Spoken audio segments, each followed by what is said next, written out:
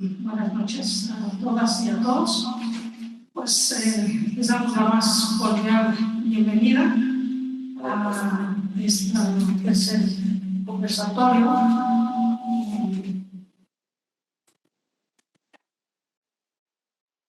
en el cual hemos invitado y nos ha hecho favor de aceptar el arquitecto Fernando Rodríguez Concha, quien a través de un diálogo con el maestro Eduardo Junes nos va a permitir dedicarnos a su extraordinaria obra, pero también sobre todo a la persona, a las experiencias, las vivencias, los retos que le han significado hacer arquitectura, esta arquitectura que acabamos de ver una muestra, y también ejercer la docencia. Dos actividades que son fundamentales en el desarrollo del ser humano: la arquitectura, que en palabras del propio Fernando Rodríguez Concha es una actividad creadora, una actividad creativa, que está considerada también como arte, justamente porque más allá de su carácter de utilidad para salvaguardar, para proteger, para cobijar la vida misma, al igual que el arte, pues lo que hace es justamente el apuntalar el desarrollo pleno del ser humano. Entonces, esto dicho también en palabras del arquitecto Rodríguez Concha. El arte y la arquitectura parecieran decir así muy pronto, pero en este proceso de tratar de apuntalar el desarrollo del ser humano es algo bastante complicado, que si nos pensamos en las condiciones en que estamos actualmente en el mundo, en nuestra sociedad, requerimos mucho de estas dos actividades, de la arquitectura y de la docencia, para poder contribuir a generar un desarrollo mucho más humano y más igualitario en nuestra sociedad, de tal manera que nos permita avanzar en ese proceso de humanización que hay algunos filósofos teóricos que nos dicen que estamos en la etapa de la barbarie. No estamos en la etapa de la civilización, y si hacemos un recorrido por el mundo, pues seguramente lo podríamos ver en ese sentido. Entonces, la arquitectura y el arte tienen un papel fundamental, pero para avanzar en ese proceso, porque hace falta también el que la arquitectura y el arte sean muy accesibles para toda la sociedad. Y esto de que sean accesibles para toda la sociedad, pues hay que mantenerlo, me parece, como un horizonte, como algo que nos haga caminar hacia él, hacia ese horizonte, hacia esa utopía, tal como nos ha comentado este gran escritor Eduardo Galeano. La utopía sirve para, no la vas a alcanzar, pero sirve para hacerte marchar. Entonces, el arquitecto Rodríguez Concha pues, ha tenido una actividad fundamental en el campo de la arquitectura y en el campo de la docencia. En el campo de la docencia, justamente, toda la trayectoria que ha tenido y que le ha permitido moldear, formar seres humanos, es lo que le ha permitido orgullosamente, no solamente para él, para su familia, sino también para la academia, el que haya recibido el premio recientemente, hace unos días, el Premio Nacional al Mérito Académico por parte de la CIMEA 2023. Entonces, los invito a que escuchemos esta interesante charla. Es el formato que hemos elegido para llevar estas sesiones, que nos parece que es mucho más cálido, en lugar de las conferencias así muy un poco rígidas que a veces solemos tener, pues para que todos gocemos y podamos pues beber de toda la experiencia que tiene el arquitecto y sobre todo de su obra. Pues bienvenidos y muchísimas gracias.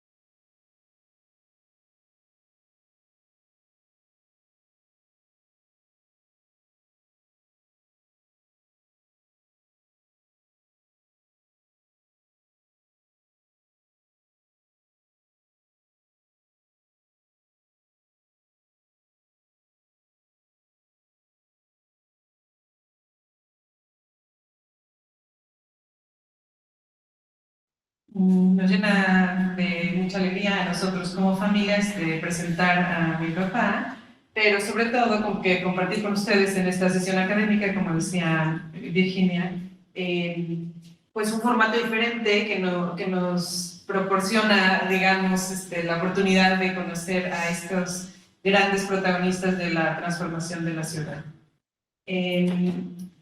Mi papá, pues bueno, es mi papá, pero además lo presentaré como, pues es un ser humano extraordinario que ha logrado a través de su práctica profesional crear espacios que transforman a las personas, que a través de la docencia ha compartido sus conocimientos y ha dejado huella en sus estudiantes en los más de 66 años que lleva impartiendo clase en distintas materias de manera ininterrumpible. Y de la cual puedo comentar, porque ahora somos compañeros de cátedra, que nunca da una clase igual. O sea, siempre repite, se preocupa por sus estudiantes de manera personal, pero también de que vayan aprendiendo. Entonces genera material diferente, ha diseñado formas para enseñarles a proyectar, etc. Entonces es como bueno, yo en lo personal pues he aprendido mucho de compartir la cátedra con él. Nunca, hasta el día de hoy, sus clases siguen siendo distintas. Siempre busca estar actualizado. Él ha generado pues teoría de la arquitectura y sus obras hablan de esa coherencia y siempre ha demostrado una actitud de servicio a los demás desde la arquitectura social que se ha dado ya sea dentro o fuera de la cátedra. Quiero compartir con ustedes que hace casi 2 años, junto con mis hermanos, decidimos empezar a reunir información para hacer un libro. Hemos estado trabajando en este tiempo, coordinados por el doctor Esteban Fernández Comián, que está en la Universidad de La Coruña, que fue el que inició con esta idea, y ahora le hemos dado juntos forma. Y pues la verdad ha sido un proceso muy bonito que hemos compartido nosotros como familia, pero que nos ha permitido aprender muchísimo de cosas que además nosotros no conocíamos, de experiencias. Es un libro que además de relatar su obra, pues relata su vida y sus creencias. Y bueno, yo he tenido, como les decía, el privilegio de compartir con él pues la vida, la familia, la pasión por la arquitectura, por el arte, los viajes que hemos podido hacer juntos, y nunca he dejado de aprender. Principalmente, y es lo que quiero compartir con ustedes, sobre su coherencia de vida y que lo lleva a la práctica todos los días, y pues su amor por la arquitectura y la forma en la que él le gusta enseñar. Muchas gracias.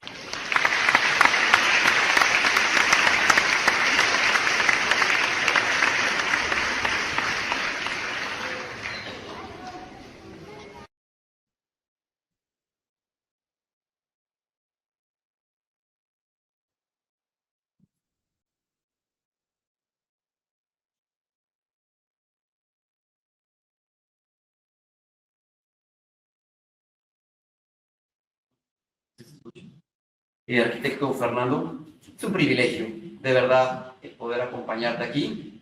Cuando se dieron estas sesiones, me parecía importante el poder estar a tu lado para platicar al respecto de tu obra. Parece que hace poco que nos conocemos, pero ya son por la academia más de 15 años que hemos estado compartiendo espacios, ideas, aventuras. Yo, de todos modos, no sé si te había comentado alguna vez esto, tuve el gusto de conocer a Fernando Rodríguez Concha hace muchísimos años más. Estaba yo viendo la televisión, tenía 10 años, en TV3 apareció una entrevista y me enteré de quién había hecho Huexotitla y Plaza Dorada, y me dio mucha curiosidad. Y qué interesante que después de, no voy a sumar cuántos años para que nadie sepa cuántos tengo. Millón. Exacto. Pues tengo la oportunidad de estar en un foro con un protagonista de la ciudad. Como decía la presidenta Virginia y la arquitecta Carmen María, va a ser una charla. La intención es que sea lo más relajada posible, que se puedan sacar ideas, que se puedan practicar, quisiera entenderlo así, como una charla entre amigos. Entre las preguntas que planteo, hay una que tiene que ver sobre la arquitectura, visión de no solamente como arquitecto, sino como ser humano también. Hay una frase de Gilles Fleischer que me parece muy interesante: optar por una carrera, optar por arquitectura, es optar por una forma de aproximarse a la existencia. Y creo que lo que voy a intentar hacer, que sé que va a ser muy complejo, intentar meter un cuchillo que divida al arquitecto protagonista de la persona, y a ver a dónde nos lleva esto. ¿De acuerdo?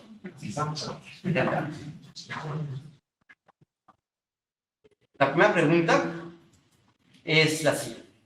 Llegados a una etapa de cosechar los frutos de un esfuerzo que lo han llevado a donde está, con el reconocimiento de varios cientos de alumnos que lo identifican como una referencia de gran arquitecto y de gran ser humano. Hay una frase, me interrumpo tantito, en un video que se grabó para la presentación del Colegio de Arquitectos en el TEC de Monterrey. Hubo varios exalumnos que hablaron de experiencia de ser estudiantes. Y el arquitecto Juan Pablo Gayol dijo una cosa que me pareció muy valiosa. Decía, es la persona más buena que he conocido. Bueno, en ese ámbito de gran arquitecto, de gran profesional, ¿cómo se define a sí mismo el arquitecto Fernando Rodríguez Puche? Lalo, pues bueno, agradezco este foro, esta oportunidad, y por supuesto a la academia, a la directiva flamante, a su presidenta y a todo su equipo. Como un ser humano disponible a tenderle la mano y a recibir también el saludo de todo el mundo, ¿no? Es decir, primero que nada y por encima de todas las etiquetas, ¿no? A ver, ¿qué es eso?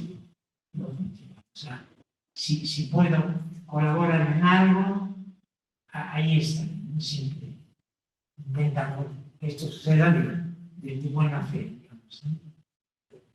Se me hace, de todo modo, digo, lo dice de una manera muy humilde, pero viendo hacia atrás aquí, Dios, se pasan rápido las diapositivas y pasamos décadas de experiencia profesional. Viendo hacia atrás es muy fácil decir, bueno, pues, será que Fernando y tantos conocen y sabemos que su obra es un trabajo siempre de privilegio, pero ¿cómo se veía el arquitecto Fernando al iniciar su carrera profesional? ¿Cómo veía ese proceso? ¿Qué retos y qué dudas tenía en ese proceso? Bueno, los retos enormes, ¿no? El miedo a lo desconocido, naturalmente. Sin embargo, ya había yo abrazado la arquitectura con furia, ¿no? Estaba yo además dando ya clases.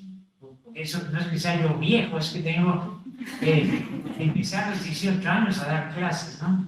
Por eso es que acumulo 66 en mi secundaria, ¿no? Finalmente era yo lasallista y mis profesores extraordinarios me jalaron mucho, me llamaron mucho, y en cuanto pude, 18 años, ingreso a la Escuela de Arquitectura y empiezo a dar clases. ¿De qué? Pues de dibujo, de física, de cositas así, ¿no? Cuando se abre la prepa, indiscutiblemente, pues entonces necesitaban ya especialistas y entonces me ascienden a geometría descriptiva y cositas así más complicadas, ¿no? Posteriormente, en la UAP hago también carrera, y después cuando se funda la UAP, que son los últimos 50 años, pues ahí estoy también, ¿no? Y en ese tiempo también, pues ejerciendo las oportunidades con la carrera de arquitectura, asociándome con el ingeniero Quintana, que era yo su chambero, es decir, daba clases, trabajaba en los despachos dibujando, y así es como me conoció Antonio Quintana. Primero fui su dibujante y después ya nos asociamos, ¿no? Y es el resto de la historia, 40 años de una sociedad muy fructífera. Creo que nos completábamos mucho, ¿no? Él aportaba un enorme sentido común, entonces no permitía que yo me alojara demasiado, ¿no? Sino que primero que nada el sentido común que nos hizo ganar muchos de los proyectos en donde entramos bajo presión a concurso, ¿no? Decía al principio que hay una indisolubilidad entre la persona y el arquitecto, y después de más de 60 años de trabajo profesional, creo que es muy difícil distinguir. Hay una pregunta que es, creo, prácticamente incontestable. Cuando hablo con estudiantes les digo, no hay una sola definición de arquitectura, pero espero que tengan su propia definición para que sepan responder cuando alguien les pregunta a qué se dedican o qué hacen en la vida. Después de tantos años, tantas décadas, no esperamos necesariamente que haya una respuesta única. Creo o supongo que ha habido un proceso de construcción de la visión de la arquitectura. Y por eso, la segunda pregunta es, ¿qué es lo que el arquitecto Fernando Rodríguez Concha entiende por arquitectura y por qué la considera así? Pues bueno, es válido que todos tengamos una definición, como ya lo dijiste. La mía, por lo pronto, es que se trata de un espacio vital, es decir, un espacio vivo, ¿no? Diseñado, claro, es decir, ya no es el refugio natural de las cavernas, ya está diseñado, que colabora al perfeccionamiento del hombre, es decir, que tiene ya un sentido, no nada más de refugio, de supervivencia, sino que permite ya pues, los primeros pasos para trascender, ¿no? En ese ser humano transitando hacia una realización plena, es decir, la arquitectura como una herramienta de crecimiento, de enriquecimiento y acceso a la felicidad. Menciona Leonardo Benévolo que el diseño tiene la utilidad de dignificar la vida del ser humano. Y creo que podríamos un poco conectar esa idea de este espacio que hay para construir el ser humano con esa dignificación. ¿Concibes más o menos esa idea? Sí, sí. Y además, pues tiene que ver con los profesores en los que abrevamos estas convicciones. No, gente importante como nacionalmente, como Ignacio Díaz Morales, José Luis Esquerra de la Colina, etcétera, ¿no? Con los que convivimos mucho apoyaron el desarrollo de la escuela de arquitectura en la que me he invertido estos años. Y bueno, pues esto es como un resultado, una suma de visiones, ¿no? Es decir, Esquerra es el primero que dice los espacios se educan, y eran los años 60, y lo dice en París, en una conferencia, ¿no? Ya cuando viene Díaz Morales a Puebla, pues ya nos brinda su definición de arquitectura, que es hermosísimo, muy completa. Creo que viene la pregunta consecuente, no estaba planteada, pero creo que vale la pena. En esos 60 años de experiencia profesional, es difícil separar, porque lo que me parece extraordinario es que en lo que hablas, en lo que planteas, en lo que proyectas, ya es una síntesis de todo aquello que has ido construyendo y portando a lo largo de cada uno de los años. Pero hay algún autor en particular que te sea trascendente y por qué, en tal caso. Bueno, hablando de filósofos, uno es Henri Lefebvre, ese gran filósofo marxista, que es el autor realmente de la idea del derecho a la ciudad, y que después ya la ONU pues eleva a otro rango, la reunión de Quito, etcétera, ¿no? Pero es el primero que habla de estas cosas y de muchas otras en su libro, que se llama así precisamente, El derecho a la ciudad, ¿no? Entonces creo que pues es un buen referente para este tipo de preocupaciones, porque habla de muchísimas cosas más, ¿no? Muy interesantes. muy reflexivo, muy profundo. Ya no sé qué tan marxista, pero todos vamos evolucionando. Claro, no sé, se me hace muy interesante cada uno de los planteamientos que propones, porque más allá de marxismo, creo que en el fondo hay un humanismo claro, y no importa qué perfil, siempre vas tomando hasta donde he conocido tu trabajo y hemos practicado aquel elemento en cada pensamiento que habla del ser humano y de su centralidad, me parece bien valioso. Cambiando de escala, hablamos de la arquitectura y seguiremos hablando de ella, creo que es lo que nos convoca y nos seguirá convocando. Cambio de escala y pregunto, aprovechando cada TF, ¿qué es la ciudad? Pero, ¿qué implica ser parte de ella y de ser responsable en parte del rostro actual de la ciudad de Puebla? Lo digo un poco en el siguiente tema. Me gusta mucho la definición que hace del ser humano Aristóteles diciendo que somos un animal político, y luego brincan los políticos diciendo que ellos son como Aristóteles dice, que es una gran mentira. Somos políticos porque vivimos en la polis, participamos en la polis, y me queda muy claro que un dentista, un médico, un talachero colaboran en la conformación de la polis, porque vivimos dentro de ella y la construimos. No obstante, hay personas que tienen el privilegio de ser protagonistas por el papel que han desempeñado y por el momento histórico. En ese sentido, repito la pregunta, ¿qué implica ser parte de ella y de ser responsable en parte de su rostro actual? ¿Qué es la ciudad? Yo creo que es importante remitirnos al siglo pasado, a la segunda mitad del siglo pasado, junto con los de mi rodada, digamos, que bueno, pues nos tocó ser protagonistas de varios de los fenómenos importantes de la ciudad. La ciudad es invento del hombre, y donde el hombre se conjunta para vivir mejor. No solo la seguridad, sino la alimentación, la salud, la educación, etc. ¿No? Es decir, cómo pues hay esta inmigración hacia la ciudad buscando lo que ella ofrece. Y también, claro, eso genera las problemáticas que conocemos, ¿no?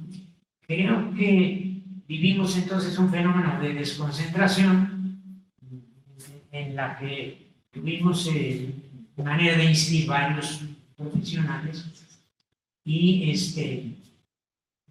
naturalmente sobre la idea de que hay arquitectura que hace ciudad, que contribuye a hacer ciudad, ¿no? Y que se vuelven íconos, referencias, etc., ¿no? El caso típico a lo mejor son los templos, ¿no?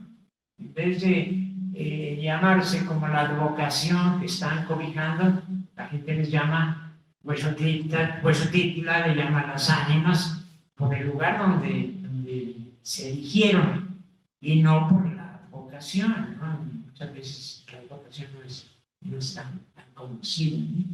Pero bueno, son esos referentes que han hecho que las generaciones pasen desde el caso de Huesotitla, pues ya es la tercera generación, la estamos viendo, ¿no?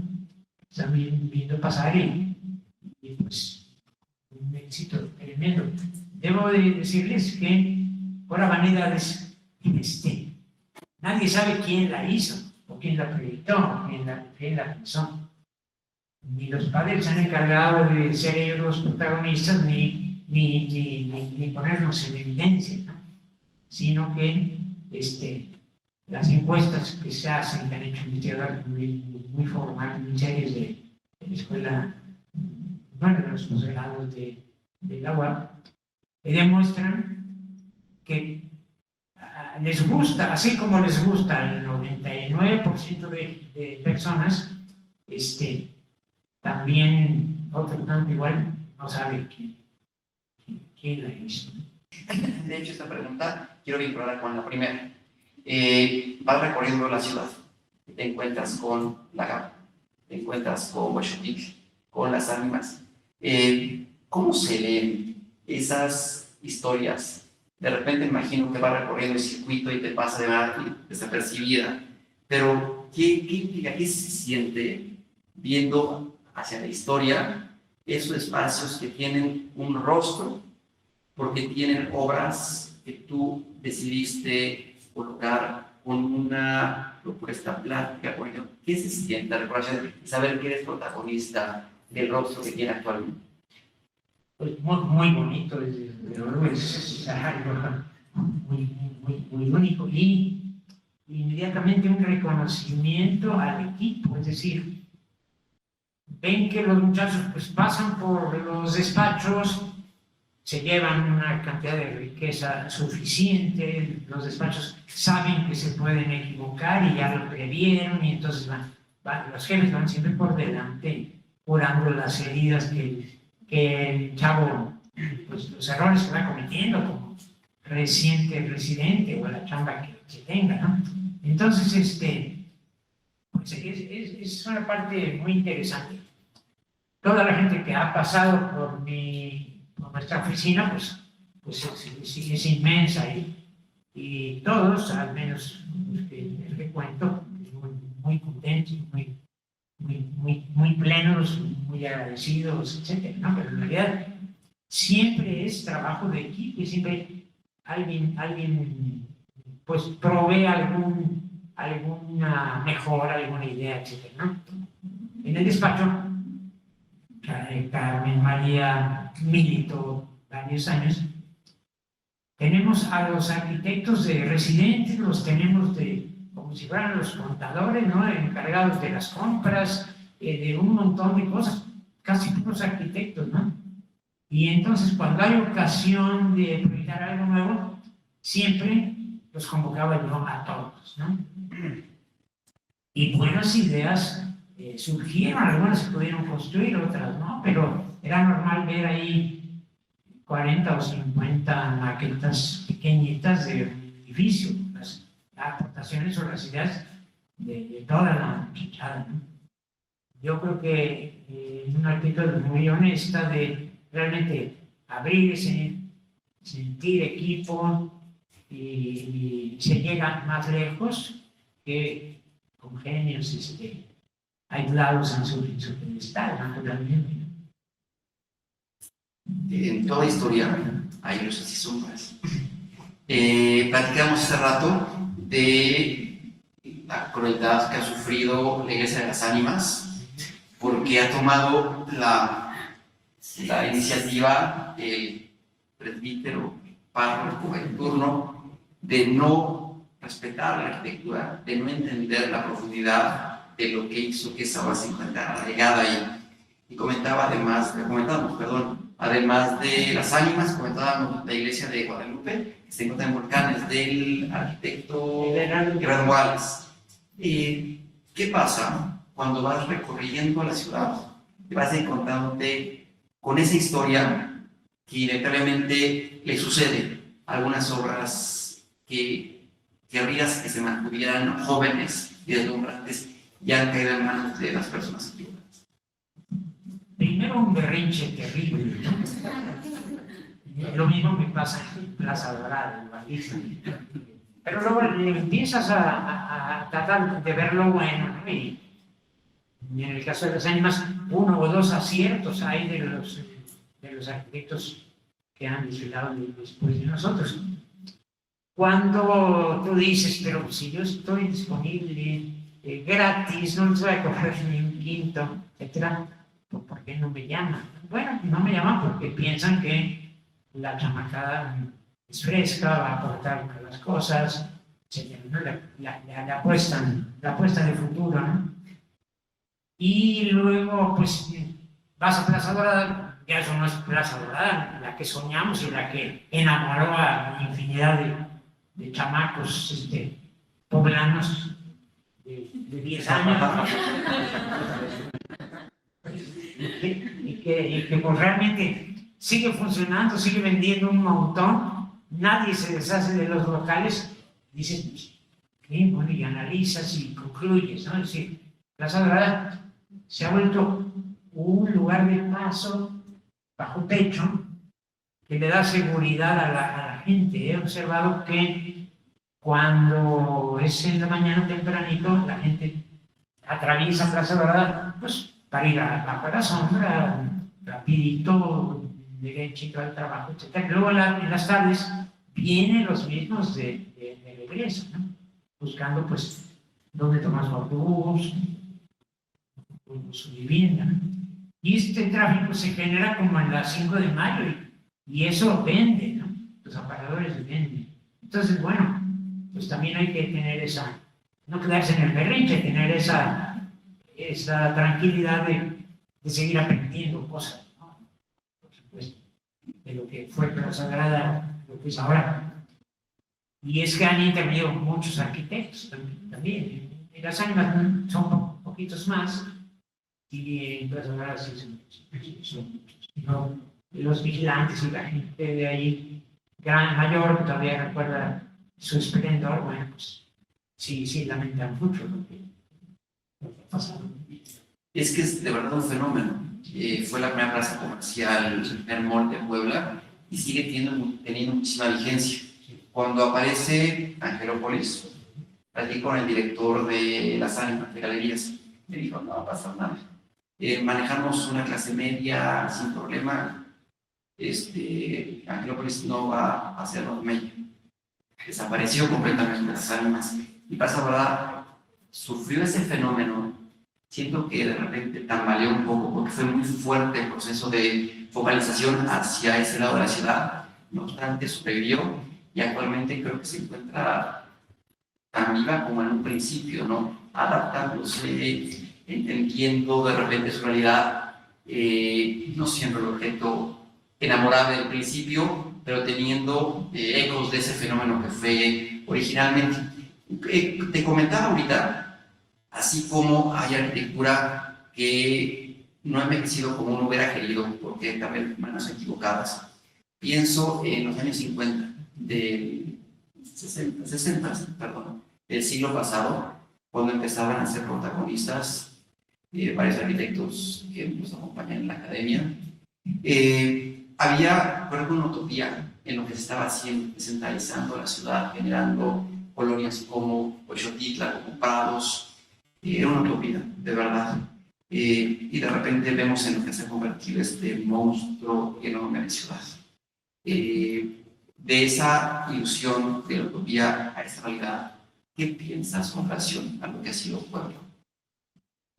Yo creo que en ese momento era lo que se necesitaba, es decir, los comerciantes poblanos no se salieron del centro, le apostaron a Plaza Dorada, y lo que son las tiendas anclas, que fueron los promotores inmobiliarios, renunciaron a hacer el negocio inmobiliario para con tal de que comercios menos importantes que los suyos se fueran a vestir la plaza y se viviera bien y a gusto.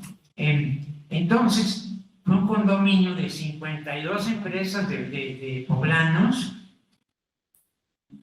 simpaticísima, porque cada una de las empresas tenía su arquitecto, es decir, cuando ya se trató de que entregamos la obra negra y vámonos ahora sí para adelante con los decorados hacia una inauguración, pues era una locura, ya nos imaginaremos lo que era eso, ¿no? Y sin embargo, pues se pudo, imagínense, pasarle la charola cada fin de semana para las rayas a 52 clientes bajo el mismo techo, ¿no? Parecía la locura, pero sí se vino dando. Estos clientes, nuestros clientes, que eran clientes de toda la vida, les habíamos hecho todas las cositas que se habían ofrecido, pues, su casa, etc. Pero de repente sintieron que tenían un tesoro ahí y entonces pues coquetearon con empresas americanas y pensaron, ahora sí bien grande, pero también los dólares los aportaron. Nosotros seguimos todo el tiempo trabajando, les mandábamos toda la información que necesitaban y seguíamos publicando calladitos, ¿no? Y finalmente cayeron en nuestras redes, ¿no? Cada obra tiene una serie de anécdotas, una serie de historias, de éxitos, de fracasos, etcétera, de lo más interesante. No hay dos casos iguales, ¿no? Galería de las Ánimas, hicimos nosotros, venía un proyecto espantosísimo, traído por los inmobiliarios de México, y Las Ángeles otra vez eran nuestros clientes, y entonces dijimos, no, a ver, patrocínenos y presentemos un buen proyecto, que no sea una vergüenza para la ciudad.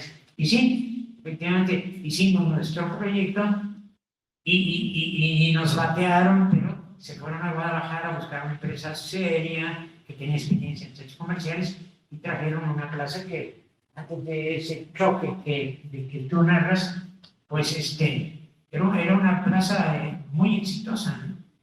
No la construimos nuestras tiendas, las ángeles de nuestros clientes, pero logramos indirectamente que les tuviera un centro comercial importante, digno, de los que hacen ciudad también. La siguiente pregunta parecería que podría haber sido la primera, pero me parece importante el contexto anterior. ¿Por qué el arquitecto Fernando estudió arquitectura? Ya hablo de Fernando porque estoy visualizándolo ahora sí a los 18 años, con dudas e incertidumbres. Cuando de repente llega la vocación, que no es a veces saber dibujar o saber estar entretenido con una libreta. Entiendo vocación por sentirse verdaderamente llamado. Y creo que a pesar de este proceso tan extenso de labor profesional, pudo haber habido dudas. ¿Por qué arquitectura y cómo ha sido ese proceso? Mi historia infantil es a través de unos autobuses que mi papá tenía como negocio, y entonces teníamos un cuarto enorme, una casa muy antigua, una ex hacienda, llena de refacciones, ¿no? Y de fierros. Entonces, la mecánica me atraía solita, la ingeniería mecánica. Uno de mis hijos, el mayor de los varones, estudió ingeniería mecánica, precisamente. Pero también era una familia de artistas. O sea, mi mamá dibujaba extraordinariamente, tenía una tía pintora que era lo máximo, muchos estudios de distintas academias, etcétera. Una de mis hermanas componía y además tocaba el piano. Lo único que no hacía era bailar, pero sí cantaba muy bien, etcétera. Sí, estábamos inmersos en este asunto del arte, ¿no? Sí se me daba además un poquito de dibujo, pero yo creo que es más importante todavía la capacidad de imaginarse los espacios antes de que existan, ¿no? Que es la diferencia entre nosotros, ustedes y los clientes, ¿no? De otra manera, pues no nos necesitarían para nada. Yo viví entre albañiles entonces, desde chico, subido en unas paredes de 1 metro y cacho de ancho de la hacienda esa que mi padre compra y que la vamos a ir habitando poco a poco, ¿no?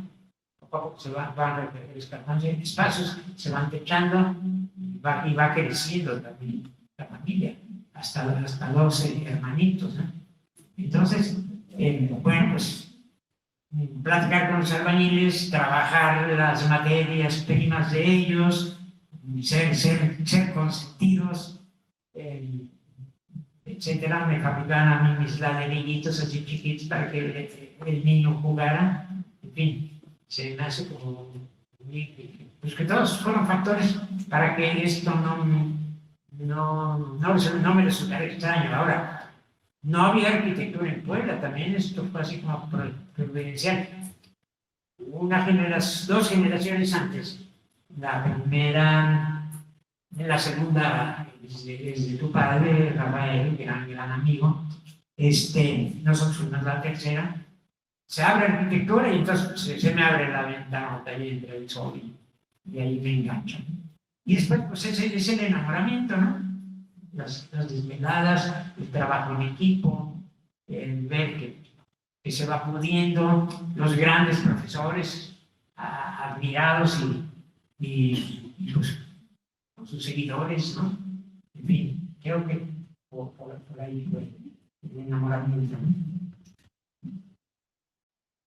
Me encanta cómo lo explicas, pero supongo, y es mi mera suposición, que no siempre es miel sobre hojuelas. A veces hay crisis, dudas. Creo que todos lo hemos experimentado a media carrera, no tan a media carrera, y ya cuando uno es profesionista, si realmente eligió bien, creo, por lo que platicas, que hay un enamoramiento importantísimo, ¿no? Que te fuiste concibiendo. Hubo crisis, hubo dudas. ¿Cuál hubiera sido la siguiente opción? ¿A quién estaría entrevistando ahorita? ¿Al ingeniero Fernando? ¿Al médico Fernando? ¿O siempre al arquitecto Fernando? Sería al ingeniero, ¿no? Era mi segunda opción. Por fortuna, no la vi en Puebla y entonces, pues, en realidad fue difícil. Uno de mis hermanos es también arquitecto, pero la carrera que él hubiera querido, que era médico veterinario, no la vi en Puebla en ese momento. Entonces, adora los caballos, las plantas y todo eso, pero es arquitecto y finalmente tiene su negocio de construcción, ¿no? Sí, tiene, las circunstancias tienen que ver, ¿no? Es decir, una familia de 12, pues no es fácil exportar a 12 niños a la universidad que se les pegue la gana, ¿no? Y además había muy pocas universidades, las que había eran las oficiales, ¿no? No había ninguna universidad más que la UAT de entonces, después de Medellín. ¿Algunas risas? Sí. No, a ver, el arquitecto Fernando, ¿cómo inicia un proceso de diseño? ¿Qué es lo que hace? ¿En qué se concentra? ¿Hay algún elemento que me inspira para arrancar un proyecto? Creo que después de tantas obras tan destacadas, sería importante que me platicaras y compartieras esa experiencia. Sí, yo creo que sí, cada caso es diferente, ¿no? Y tiene mucho que ver las circunstancias, pero uno lo que trata de hacer es servir al cliente, naturalmente, ¿no? Es decir, ¿cómo se construye eso? Con una gran comunicación, ¿no? Una gran comunicación, porque el cliente regularmente, y a nosotros nos enseñaron que nos deberíamos de ofender, en ese tiempo les van a llegar con unas revistas, con un montón de recortes, hoy es la tableta, ¿no? De lo que les encanta y uno piensa que así lo quieren y no es cierto, ¿no? Hemos aprendido y enseñamos que lo que quieren es calidez, materiales cálidos, colores alegres o colores neutrales, grandes espacios, dobles alturas, etc. Una abstracción de valores que finalmente nos hacen poder ser exitosos a la hora de presentar nuestro proyecto. Desde ese tiempo había arquitectos por todas partes, pero ahora imagínense, ¿no? Todo el mundo tiene un compadre, un familiar, y hemos ganado muchos proyectos, así como hemos perdido otros tantos, pues en esas circunstancias, ¿no?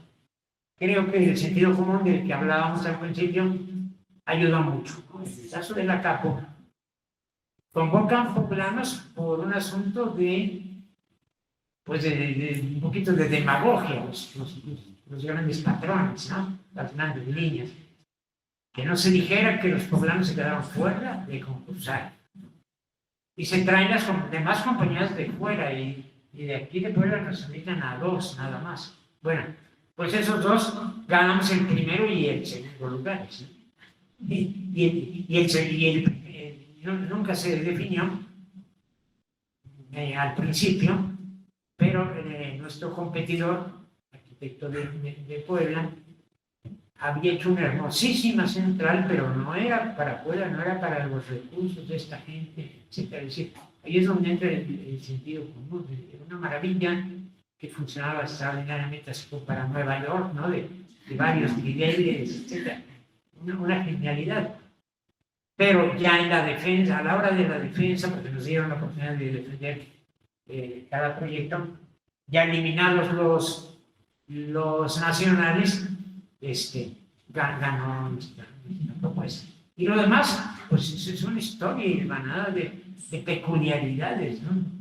Seguían haciendo los cambios, los patrones seguían metiendo las narices en todo, y además las recomendaciones, y el gobernador recomienda una compañía de México que hace prefabricados, etcétera. Bueno, pues, a ver, modifiquen los planos. Teníamos 25 chicos arquitectos de todas las universidades que había ya para entonces, trabajando ahí de fijo, nada más para hacer adecuaciones al edificio, porque pues, llegaban de repente los toneles de pintura de las cintas básicas y la gama que habíamos escogido, pues no existían las computadoras, es que les enseñan a ustedes la muestra y les dosifican automáticamente por el otro lado y se llenan los botes, ¿no? Entonces mis niñas, el ingenio femenino, con un boterito, empezaron a lograr las combinaciones, a igualar los colores que el señor arquitecto caprichoso quería, ¿no? Y así fue, por narrarles uno de tantas anécdotas, pero todas las obras están llenas de miles de anécdotas, ¿no? y diferentes, todas, ¿no? Y bueno, de repente se alinean los astros, como yo digo, y se dan las cosas, y otras no se dan. El arquitecto Fernando Rodríguez Concha se siente en su respirador y quiere desarrollar el proyecto Las Ánimas, Xochitla, La Capa, pone una hoja en blanco, toma un pincel, un lápiz. ¿Cómo empieza a crear? Yo creo que en mi caso en particular, no sé cuántos de ustedes tengan la misma situación, no puedo pensar si no tengo un lápiz en la mano. Por ahí un gran autor decía que él se imaginaba el infierno como un lugar donde no había lápices. Entonces, sí, yo definitivamente. Ahora, en ese momento pienso en mis alumnos, pienso en todo lo que he aprendido y que me ha hecho mejor arquitecto por estar dando clases. Y pienso en la congruencia también que hay que estar demostrando y practicando todos los días, porque enseñamos a ser congruentes entre lo que se dice y lo que se hace, y cómo se enseña a hacer las cosas también, ¿no? Entonces, ir un poquito las ocurrencias a las que se refería a Carmen María, que tú vas desarrollando en la cátedra, pues sirven inmediatamente. Por ejemplo, un libro de Pepe Lascarro me sirve de maravilla porque pongo a los chavos a elevar esas fotografías a tercera dimensión. Y entonces a ver a qué te suena. Un hospital, son muchachos de primero, hay que enamorarlos y si no, pues que cambien a medicina. Pero de una vez que tomen una decisión. Acuérdense que arquitectura es ámame o déjame, no permite términos medios, es decir, se abraza y se abraza con furia, ¿no? Entonces, sí, yo creo que eso ayuda muchísimo, ¿no? Ahora, pues claro, ponerse las botas del cliente es muy importante, haberlo diagnosticado bien, haber trabajado con él, grabar una amistad, etc. Y después, pues, atenerse a las circunstancias, ¿no? Es decir, Las Ánimas, había un montón de arquitectos que colaboraban gratuitamente, gente ya muy cuajada, porque vivían por ahí cerca, ¿no? Y todos, nosotros, nuestra única virtud ahí fue la perseverancia, ¿no? Porque ellos iban, ayudaban y se aburrían y a otra cosa, pues naturalmente, ¿no? Y nosotros fuimos los que estuvimos ahí muchos años con mucha constancia y pues logramos apoderarnos de una obra, pero en la que mucha gente participó. Esa es la realidad, ¿no? Otras como Xochitla, tú tienes al cliente, tu cliente tiene el terreno, todo va maravillosamente, el cliente está dispuesto a erigir la obra negra también, a regalar la obra negra, y llega un Carlitos Mastretta que se está escuchando por la tele,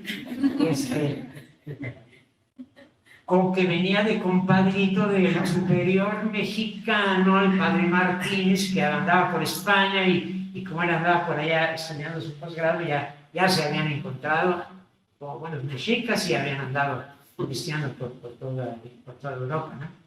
Entonces, pues él se sentía que podía acceder. Entonces, ¿qué hicimos en ese caso? Pues una santa alianza. Me uní con él, trabajamos juntos el proyecto y ya la edificación se corrió por cuenta de mi despacho, con las visitas de él también, claro, o partícipe del diseño. Pero así es, o sea, pues les insisto, cada caso es diferente, ¿no? Tengo una cuñada que estaba pensando ya en hacerse una casa y se había olvidado de su cuñadito Fernando, ¿no? Pero sus amigas, con las que se reunía periódicamente, le aconsejaron que por qué no se fijara en su pariente, ¿no? El pariente político. Y entonces, pues viene con esa idea y concursamos contra un chavo de México, de la Ibero de México, muy posicionado, y le ganamos el concurso y le pudimos construir la casa, ¿no? Gracias a que nos fuimos nosotros a profundidad, ¿no? Y no nos casamos con cosas muy a la moda, muy frías, etcétera. Logramos un asunto muy cálido. Tuvimos, claro, que invertirle muchísimo tiempo, no como una obra más, sino como una obra, aunque se trataba de una casa, como una obra pues prioritaria en ese momento. Yo sigo intrigado con el despacho y con intento construir el espacio donde te sientas proyectar y cómo le construyes el ambiente. Y de ahí viene la pregunta, ¿cuál es aquella música que pondrías? ¿Cuál es tu obra musical favorita? ¿Qué te dice? Y si la puedes relacionar con arte. Me gusta muchísimo el himno a la alegría, ¿no? Y como saben, es el cuarto movimiento de la novena de Sinfonía de Beethoven. Pasa primero por las manos de este movimiento de un compositor alemán, Schilling, que le llama la Oda a la Alegría, pero que su letra es un poquito insulsa, no penetra hasta que llega a manos de Miguel Ruiz, que él sí pues le pone ese calor más latino, digamos, ¿no? Y es así como queda la letra, y es una letra muy vibrante, es lo que me gusta, ¿no? Y lo que me gusta, y eso puede tener que ver con la arquitectura, es el optimismo de ir para adelante, de superar todas las adversidades, pues también el afán libertario, ¿no? De aquello de que los pueblos bajo opresión, inclusive lo llegaron a tomar ya como un himno propio, ¿no? Y es muy optimista la letra, inclusive al final dicen, bueno, y si no eres de aquí, si no la vas a hacer aquí, pues la vas a hacer en la otra vida, amigo, pero ponle ganas, ¿no? Se me hace muy interesante la referencia. Intentar entender la música como esa arquitectura de notas que de repente pues, es muy vibrante, y le intento vincular con la elección que hice de la música para Gaucho-Tic. Creo que habla muchísimo de eso, ¿no? Una obra que no te deje indiferente, que al recorrerla por la luz, por los ritmos, por los materiales te deja vibrar. Y me gusta mucho la referencia que hace al respecto. De ahí la siguiente pregunta, que plantea lo siguiente. ¿Qué ha inspirado Creo que esta pregunta podría estar más o menos respondida en varios de los puntos, pues quisiera que pudiéramos profundizar, si te parece buena idea. ¿Qué ha inspirado el quehacer cotidiano de cada proyecto? ¿Hay un motivo o a lo largo de la vida de estas 6 décadas ese motivo ha ido cambiando? Yo diría que ha ido evolucionando, ¿no? Es decir, que uno evoluciona y también evolucionan sus experiencias, sus prioridades, evoluciona tu familia, tus amigos, en fin, tú te vas creciendo, te vas enriqueciendo y ya eres distinto a ayer, ¿no? Y eso probablemente te da más años de vigencia, ¿no? Llega, por supuesto, el tiempo en el que ya tus cuates de tu edad pues ya no generan obras, sino que son los chavos, las nuevas generaciones que tú mismo formaste, los que se buscan entre ellos, los compañeros de universidad, de carrera, etc., ¿no? Y bueno, sí, seguimos en lo mismo, pero ya más tranquilito, ¿no? Pero bueno, pues es que hay entonces esa adecuación, esa evolución que es permanente, ¿no? Es decir, no ser estáticos para que en tu obra sea en lo posible atemporal, digamos, ¿no? Que pueda ser disfrutada, pueda ser bienvenida por las distintas generaciones. Claro. En ese proceso de crecimiento, en ese proceso de conformación como persona que va de la mano de ser arquitecto, quisiera conocer un poco más al arquitecto y separarlo de la persona.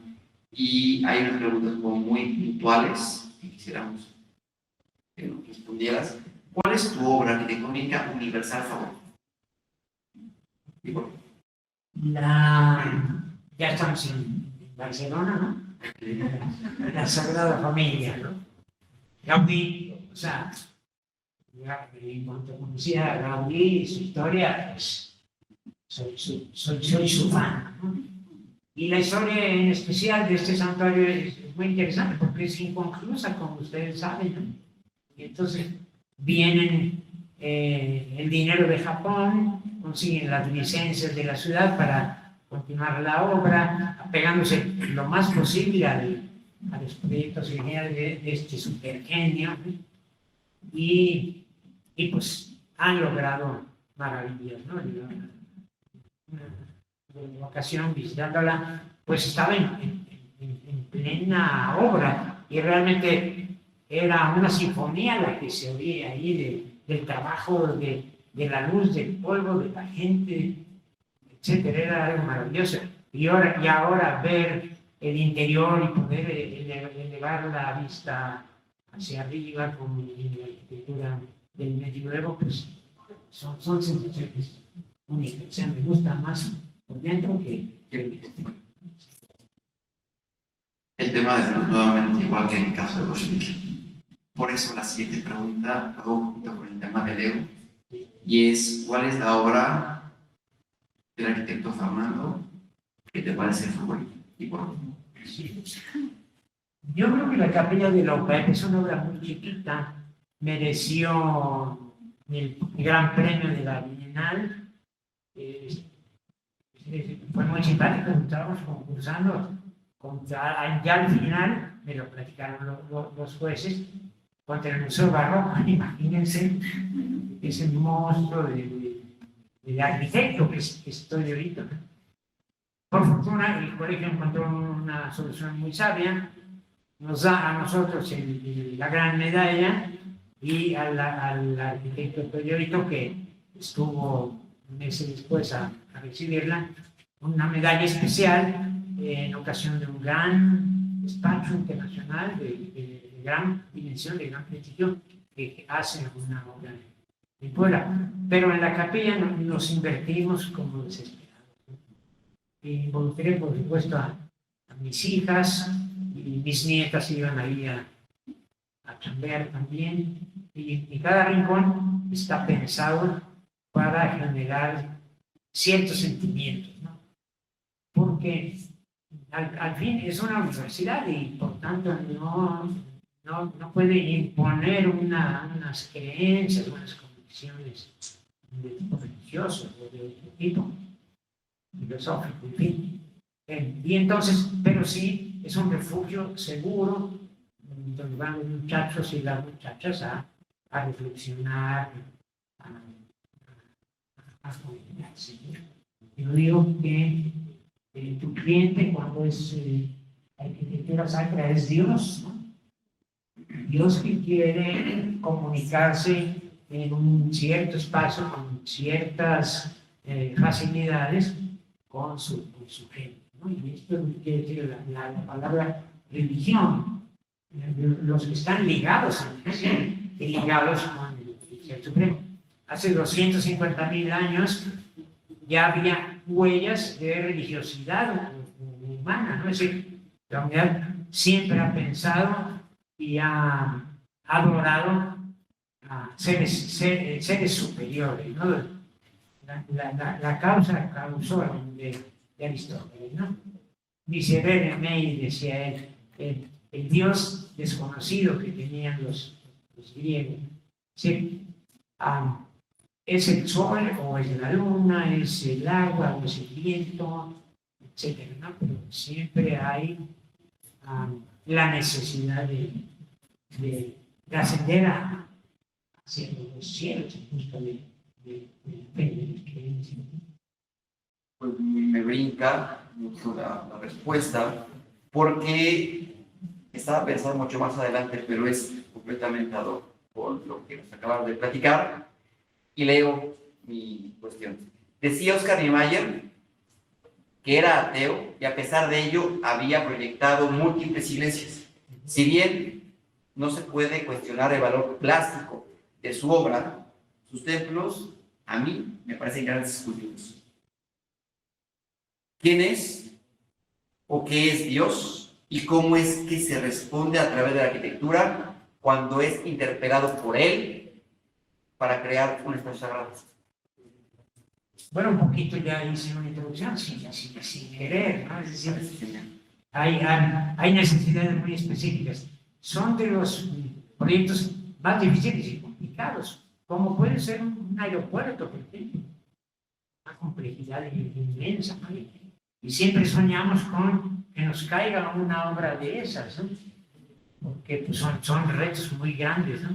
Y es muy hermoso beberse de todo lo que hay que solucionar y para qué sirve, y cómo funciona, y cuál es el sentido, y cuál es la jerarquía, etc. Entonces, este asunto de la jerarquía, que es una cosa muy prominente en todos los proyectos, en los míos en particular, porque así lo enseño también en la cátedra, de buscar cuál es el espacio con más presencia, porque es el más importante y es el que le da carácter al edificio, ¿no? Y lo hace parecer lo que es algo de lo que trato de enseñar en la cátedra, ¿no? Se trata de enamorar a los muchachos, como ya decíamos, pero de tomar conciencia de ese don que han recibido, que ya mencionábamos, de prefigurar la belleza.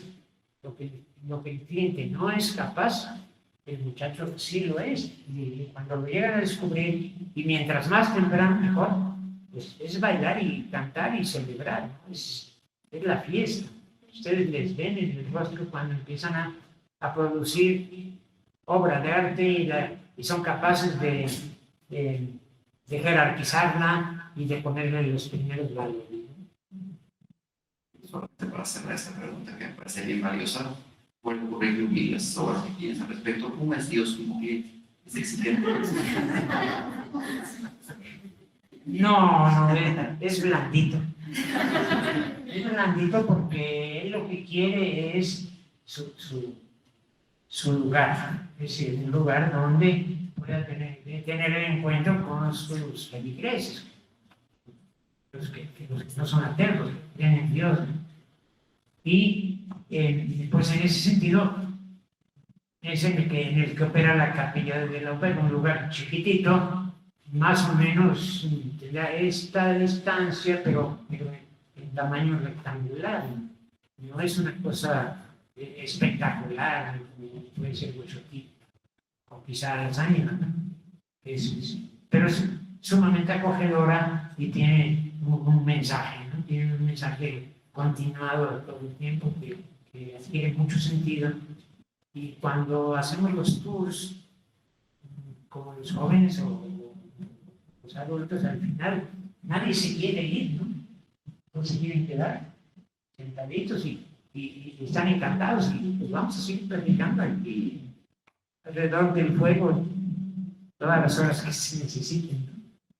Y esas vivencias son la niña que llega llorosa porque está en crisis, porque viene de una ciudad desconocida y está en primer semestre y ya no sabe qué hacer, ¿no? Y se va a la capilla.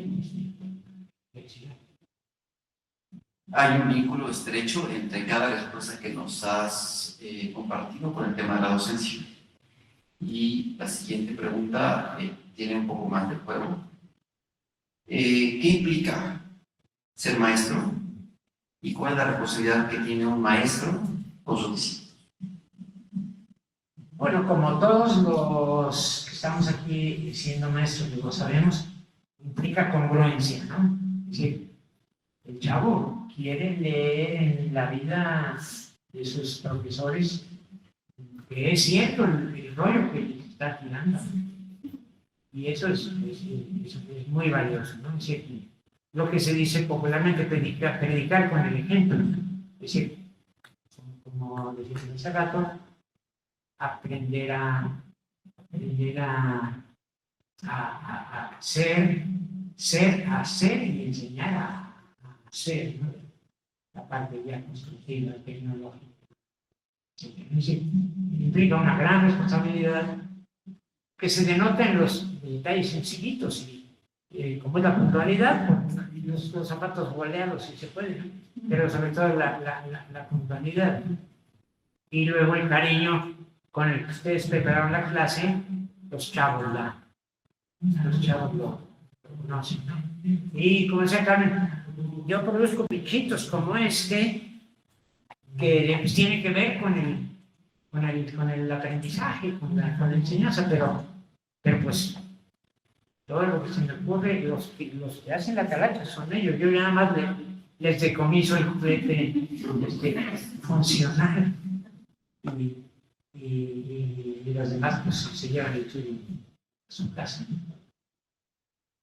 Quiero interrumpir unos minutos la charla, porque como muchos de los presentes saben, esta semana recibiste el Premio Nacional al Mérito Académico y me hizo favor, Carmen María, de compartirme el video de tu discurso. Quisiera compartirlo, te voy a poner play, voy a apagarlos para que podamos escucharlo con mucho cuidado. ¿De acuerdo? Sí, como. Fue en Puerto Vallarta en ocasión de la Asamblea Nacional de la CINEA. Este es un tema que se había dado hace muchos años, se perdió la elección y ahora decidieron revivirlo y milagrosamente cayó en mi poder porque el director me estaba promoviendo, Adán Hernández, y yo decía, no hombre, pues el profesor de la UNAM no tiene nada que hacer, ¿no? Total, me dijo, no, tú sí eres candidato. Me puse a talachar y a producir ceros así de pruebas y documentos que yo creo que ni miraron, ¿no? Y me escogieron, por a lo mejor por mi historia personal o por muchas cosas. Querían, como decíamos, que fuera alguien que estuviera creciendo la carrera también y que tuviera obra también de inserción social, eran como y que tuviera también militancia, ¿no? Entonces, a pertenecer a la academia, haber sido presidente unos periodos, haber sido de la generación fundadora del CAPAC y ser miembro del CAPAC, en fin, todo eso te sumaba. Yo creo que es un tema de vocación y lo estás minimizando, porque realmente de ese muy valioso dato trayectorio. ¿Te escuchamos entonces? Sí, con gusto. A algunos profesores y a los del presidio nos dejó ser una buena tarea. A ver, ¿qué opinan ustedes? Un saludo a todos los presentes y en particular a mi familia, que ha tenido la gentileza de desplazarse para estar conmigo en estos momentos tan importantes, así como a los maestros Adán Hernández, mi director, y Marco Antonio Fernández, que ha prestado un gran servicio en nuestra querida CINEA. Señores del Presidium, señor Presidente, miembros del Consejo Directivo 2022-2024 de la Asociación de Instituciones de la Enseñanza de la República Mexicana. Es para mí un gran honor recibir el premio al mérito académico a CINEA 2023. Asimismo, lo es para la Facultad de Arquitectura y la propia Universidad Popular Autónoma del Estado de Puebla, institución en la que presto mis servicios académicos desde 1973. Estoy muy feliz por haber tomado la oportuna decisión hace 66 años de unirme con gran entusiasmo y de forma ininterrumpida de todas mis fuerzas a esta hermosa tarea, en la que tuve también la facilidad de que en forma paralela pudiera expresarme a través del ejercicio profesional de la arquitectura y tener la oportunidad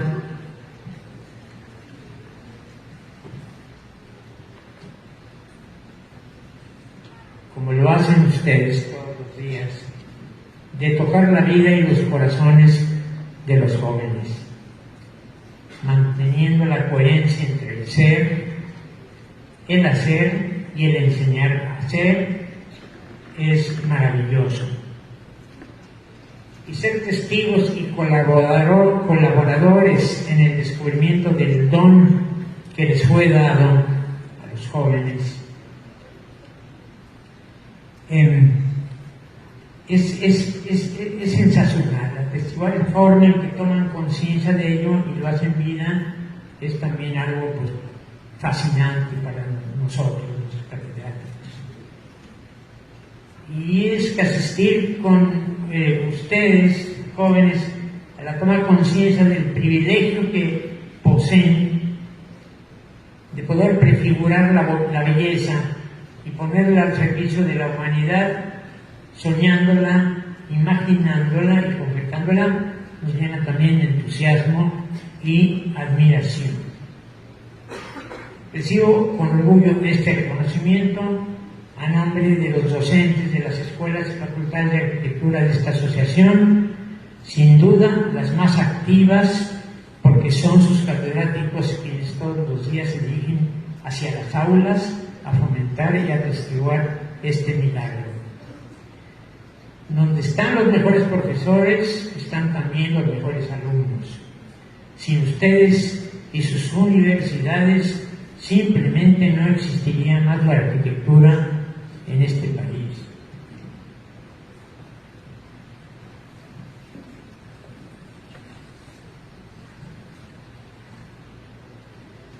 Y me pregunto, ¿qué haríamos entonces con el esplendoroso patrimonio artístico y arquitectónico que nos ha sido heredado?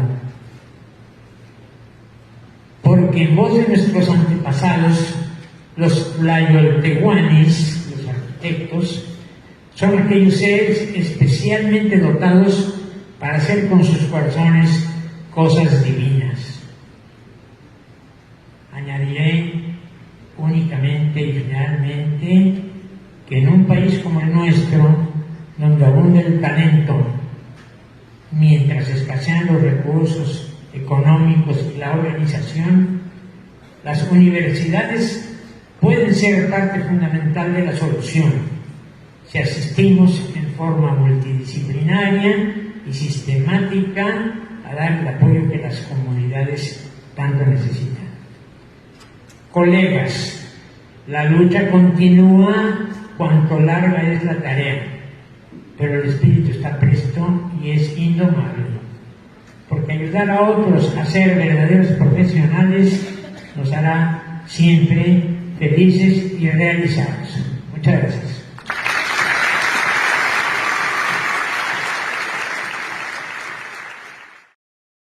Quería aprovechar este escenario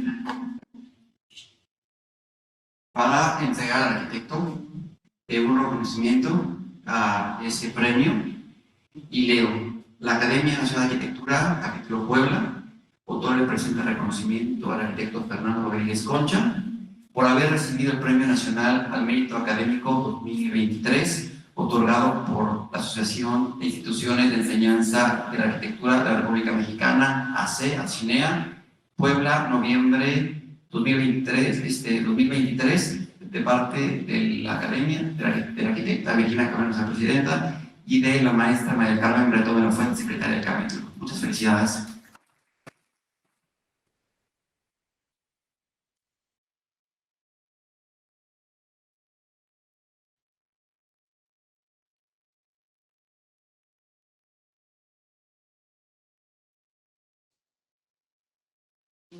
Yo les dije a los profesores que lo recibía a nombre de ellos, ¿no? De los profesores de todo el país, que salen todos los días a dar esta batalla para que los muchachos de arquitectura pues asimilen ese milagro del don que han recibido tan maravilloso, que finalmente lo puedan hacer vida y lo puedan poner al servicio de los demás.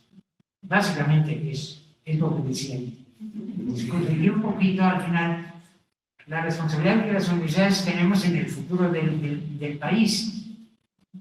Yo decía que toda ausencia de estructuras que resuelvan los problemas, las universidades lo pueden hacer, lo pueden mitigar. Es una gran curación la que se puede hacer si asistimos con constancia, con todas las fuerzas posibles, y con la multidisciplina de las universidades, en asistir a las necesidades de nuestra gente. Tipo, bueno, Acapulco, que espero que no lo vayamos a ver en mucho tiempo, pero bueno, hay mucha pobreza, muchas necesidades. Sin embargo, hay un sentido maravilloso de identidad que aglutina a nuestra gente, y que descubrirla es algo extraordinario. Es decir, ayudarles a descubrir su propia identidad, maravillarnos de su historia, y que ellos noten también cómo eso nos sorprende y nos llena, y enseguida ponemos nuestros conocimientos a su servicio. Pues es algo que facilita pues la aceptación del esfuerzo que se lleva y el servicio que se pretende. Así que hay mucha tarea. Pues muchas felicidades otra vez y un aplauso.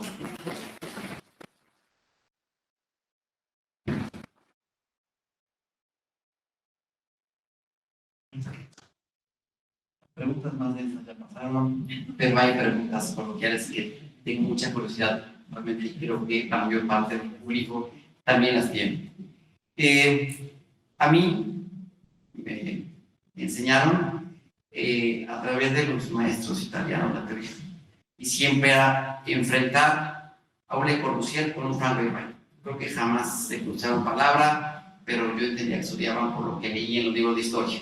Le Corbusier, la máquina para habitar, la medida perfecta, el modulor, las medidas mínimas. Frank Lloyd Wright, el organismo, el ser humano, la espontaneidad, la intuición. Le Corbusier o Frank Lloyd Wright. Frank Lloyd Wright, por supuesto. Aunque su pecado sea ser gringo, y yo adore Francia, digamos, porque desde chiquito me enamoré, Frank Lloyd es un loco, ¿no? Es un loco que no para, que la edad no lo frena, que no para de buscar, que siempre evoluciona, que viaja una barbaridad, que trae cantidad de información y la hace vida y la traduce y la coloca maravillosamente en su arquitectura. En los casos de arquitectura maya, para hablar de algo muy nuestro, ¿no? Le Corbusier, en cambio, bueno, es apacible, ¿no? Yo elegí Le Corbusier, Frank Lloyd Wright, porque me brincaron mucho, pero ¿cuál es el arquitecto que haya inspirado tu juventud, tu proceso creativo y por qué? A lo mejor ya mencioné algunos, Esquerra, Ignacio Díaz Morales, pero mis profesores de diseño, que antes se llamaba composición, como se compone una obra de arte, una poesía, ¿no? Entonces, sí, definitivamente Everardo Morales Pardo, con lo que le aporta a la ciudad, liberando los portales, arreglando perfectamente, abriendo la explanada para que desde los portales se disfrute la catedral, rescatando la fuente de San Miguel y poniéndola en su lugar original. Pero el arquitecto Pavón, nuestro director y fundador, que hace el Benavente, es el primero que saca la enseñanza del centro de la ciudad. El arquitecto Bautista, que hace el mercado de Teno Carranza, de paraboloides invertidos, en fin, todos ellos aportaron algo y nos traían chambeando como locos, pero fascinados, ¿no? Así que no nos importaban naturalmente las desveladas ni nada de eso, ¿no? Con Everardo tuve la fortuna de ser su chambero también, ¿no? Casi fue de mis primeros patrones, fue mi segundo patrón. Entonces pues, le aprendí el doble de cosas, ¿no? Práctica, muy concreto. O sea, íbamos a las obras y él se sabía la historia de cada uno de sus albañiles, si su esposa estaba embarazada, si ya había dado la luz, todo, ¿no? Y naturalmente su nombre, todo. Pero daba consejos muy prácticos. Por ejemplo, vas a ir al banco a pedir dinero, vístete de mundo, ¿no? No eres un único negro. En fin, un montón de sabiduría cotidiana. La siguiente me la volviste a ganar, pero me gustaría que pudieras profundizar en ella. ¿Nueva York o París? Pues ya casi se ha contestado la ciudad de la luz de las áreas. En Nueva York no es que no haya valores, pero son de otro tipo, más técnicos, ¿no? ¿Vino o cerveza? Vino, desde luego, ¿no? Pero no te vas no vas a disfrutar una cenita con amigos, ¿no? Pero también encontramos que, por ejemplo, el mezcal, hay ya un mezcal poblano extraordinario, ¿no? O sea, ya los agaves nuestros, así como los de Oaxaca, pues son maravillosos, ¿no? Entonces, yo creo que cada tipo de alimento que se quiere acompañar, pues tiene su bebida idónea, ¿no? Pero así en frío, pues sí. Hay una imagen que me parece fascinante. Mies van der Rohe, en el Seagrams, asomado por la ventana, viendo Nueva York, disfrutando de su edificio y de su entorno. Yo sigo construyendo la imagen del arquitecto Fernando Rodríguez Concha en su despacho, en su mesa de trabajo, con una hoja, con un lápiz en la mano, escuchando el himno de la alegría de Beethoven, con una copa de vino, viendo cómo se va a desarrollar la ciudad y siempre su siguiente proyecto. El arquitecto prefiere la ciudad o la playa. Por mi historia. Mi historia es a nivel de la prepa y demás, que nos organizamos en un club de excursionismo y habilitamos una camioneta y con esa camioneta viajábamos los kilómetros. En ese momento ir al Caribe mexicano implicaba unas 40 y tantas horas, ¿no? Y había que manejar día y noche. Entonces, bueno, pues nos íbamos tomando. En el techo llevábamos los kayaks, así se llamaba el club kayak, y nos dedicamos a conocer todas las playas que después se hicieron famosas. Las patrocinaron sendos presidentes que se hicieron todavía más ricos con sus descubrimientos, y pues cómo surge la arquitectura de la hotelería y cómo llegas ahora a esos lugares y te sorprendes y bueno, tienes otro tipo de vivencia, pero sí, me casé con el mar. Y la siguiente pregunta es aún más compleja, aún más profunda, pero ya es la penúltima, entonces podemos entender lo que busques. Sé de buena fuente, muy buena fuente, y muy cercana a ti, de tu afición por el béisbol. No sé si local o las grandes ligas, pero en términos de afición, en una escena ochentera, entre Fernando Valenzuela, de los Dodgers, o José Canseco, de los Atléticos de Oakland, ¿qué hubieras preferido? ¿Un ponche a favor del León de Venezuela o un jonrón a favor del cubano?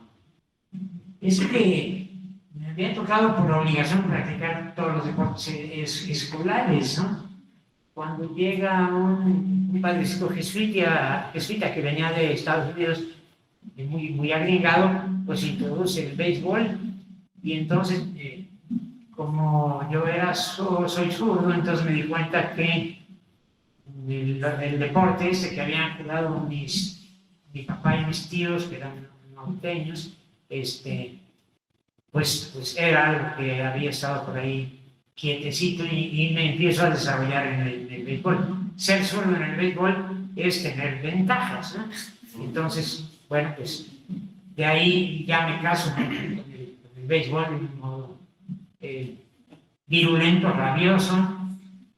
Llegamos a ser los campeones internos, arquitectura dentro de la UAP, y luego nos vamos, por tanto, a jugar los nacionales, etc. Es decir, estaba yo jugando ya en las mejores ligas amateurs de la ciudad.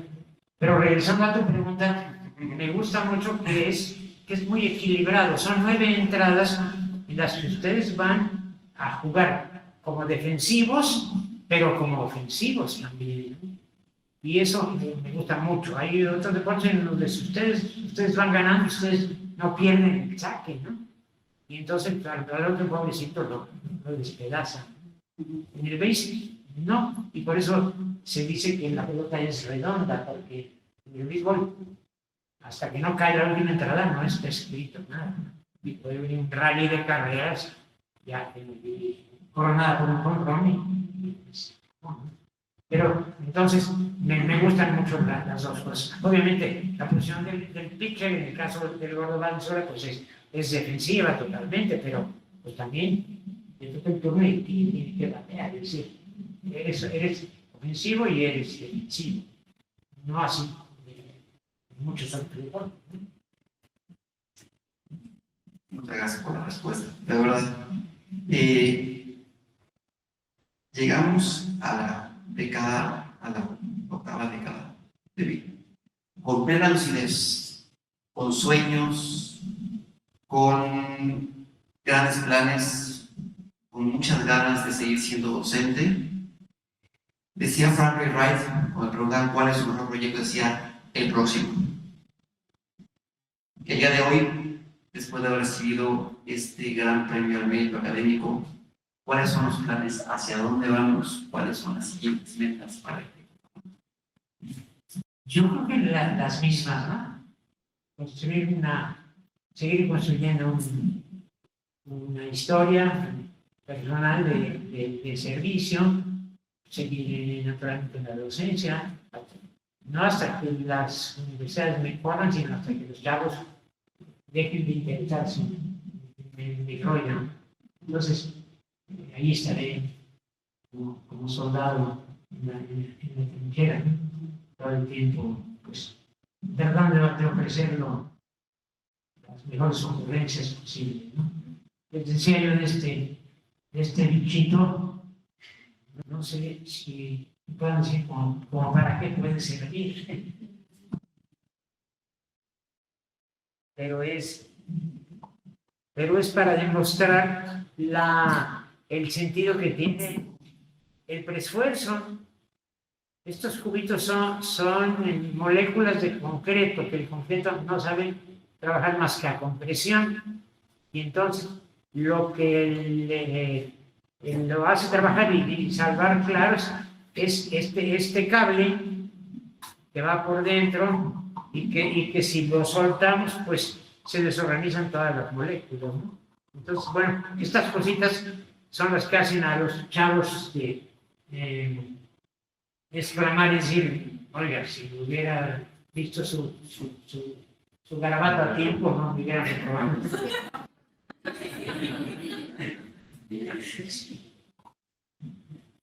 Sí, la edad te deja muchísimo, ¿no? Lo único que no les deja es tener tarjetas de crédito, ¿no? Cuando ya me hartó el vendedor y digo, oiga, tengo un defecto de nacimiento. Ay, por Dios, pues tengo 85 años. Ah, está bien, muchas gracias. Gracias. Agradezco muchísimo la conversación, me parece plena y me parece enriquecedora, siempre con ese afán de compartir, de ser tú, de darte a los demás a través de tu obra, a través de tu personalidad. Agradezco mucho, de verdad, la sinceridad de cada una de tus respuestas. Quisiera ahora dar el paso al cierre del evento. Nos va a apoyar Alejandra Roche, por favor. Es un honor para mí cerrar esta plática con el arquitecto Fernando Rodríguez Concha, quien no solo a través de su obra arquitectónica ha dejado una huella en nuestra ciudad, sino también como persona ha marcado muchas generaciones de colegas y alumnos que han tenido trato con él. Siempre que se menciona su nombre aparece un gesto de cariño inmediato. Muchos arquitectos reflejan en sus obras sus aspiraciones, conocimientos técnicos, creatividad, cultura, dominio de proporciones, interés por el confort de los usuarios, pero son muy pocos de los que podemos decir que en la arquitectura se ve reflejada su esencia. Gracias, arquitecto Fernando, por compartir sus conocimientos y habilidades, que además son muchos. Esta plática nos permite corroborar que estas obras no son bocetos, piedra, concreto, madera, tabique, cristales, colores, son la coherencia del maestro, el padre, el hermano, el compañero, el arquitecto, siempre dispuesto a compartir lo que es, lo que sabe y lo que tiene.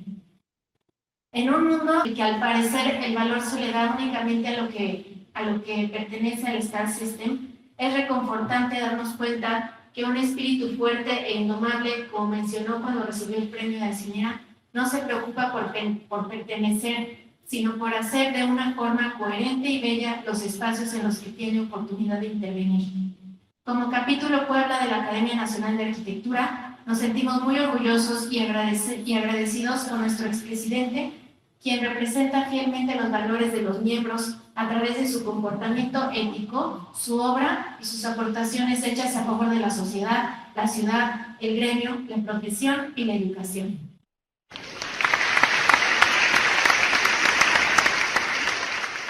El capítulo Puebla de la Academia Nacional de Arquitectura agradece a la doctora Maribel Vázquez Lorenzo, directora de UNARTE, por el recibimiento en sus instalaciones y al maestro Diego García por la gestión correspondiente.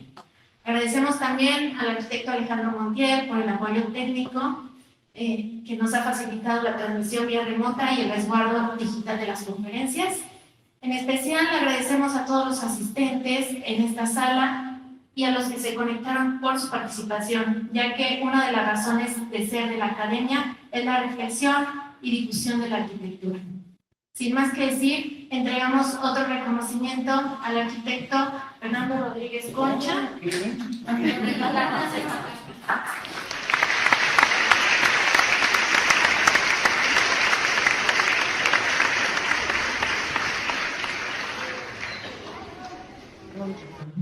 Me llevo dos.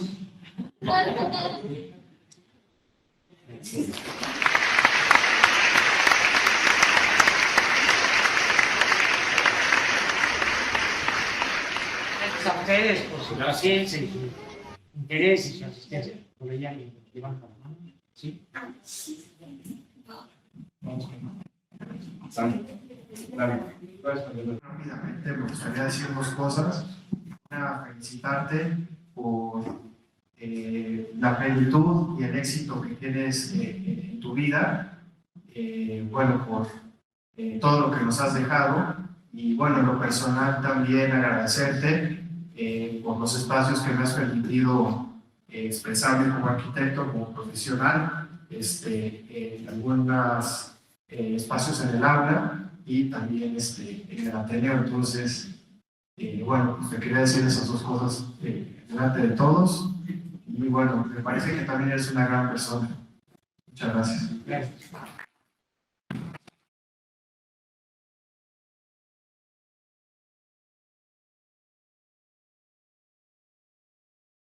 Yo no voy a hacer una pregunta, voy a hacer dos precisiones. Me moví el micrófono.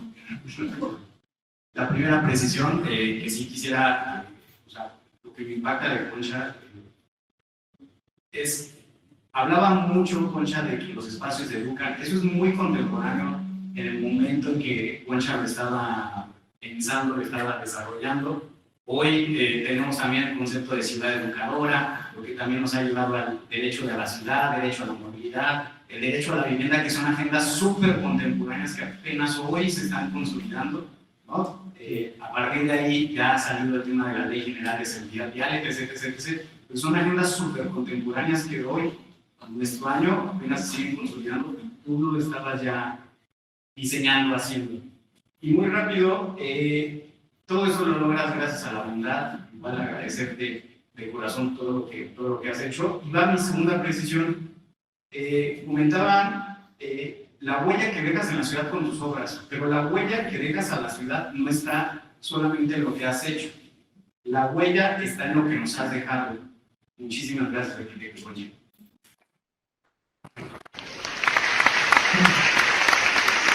Hablando un poco de prestaciones, quisiera aumentar una más, que es muy particular del arquitecto Fernando Rodríguez Concha, que es la arquitectura que transforma. Porque no nada más transforma el espacio y lo que lo rodea, transforma la manera de ver las cosas, la manera de ser, la manera de sentir. Y Fernando lo tiene mucho. Felicidades. Gracias.